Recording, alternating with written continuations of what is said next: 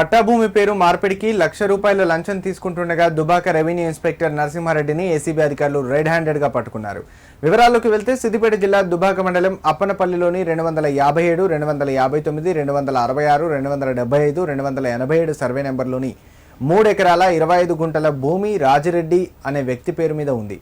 ఇటీవల రాజిరెడ్డి అనారోగ్యంతో మృతి చెందగా సదరు భూమిని తన పేరు మీద మార్పిడి చేసుకోవడానికి మృతుని భార్య కుంభం సుజాత దుబాక తహసీల్దార్ కార్యాలయంలో దరఖాస్తు చేసుకున్నారు. అయితే రెవెన్యూ ఇన్స్పెక్టర్ నరసింహారెడ్డి పేరు మార్పిడికి ₹1,00,000 డిమాండ్ చేశారు. ఈ క్రమంలో సిద్దిపేటలోని ఒక టీ పాయింట్ వద్ద బాధితురాలు వద్ద నుండి ఆర్ఐ ₹1,00,000 తీసుకుంటుండగా ఏసీబీ డీఎస్పీ సుదర్శన్ తన సిబ్బందితో దాడి చేశారు. ఆర్ఐ చేతిలో ఉన్న ₹1,00,000 స్వాధీనం చేసుకుని అతన్ని అదుపులోకి తీసుకున్నారు. ఆర్ఐపై కేసు నమోదు చేసి రిమాండ్ చేసి హైదరాబాద్ కోర్టులో ప్రవేశపెట్టనున్నట్లు ఏసీబీ డీఎస్పీ సుదర్శన్ మీడియాకు తెలిపారు.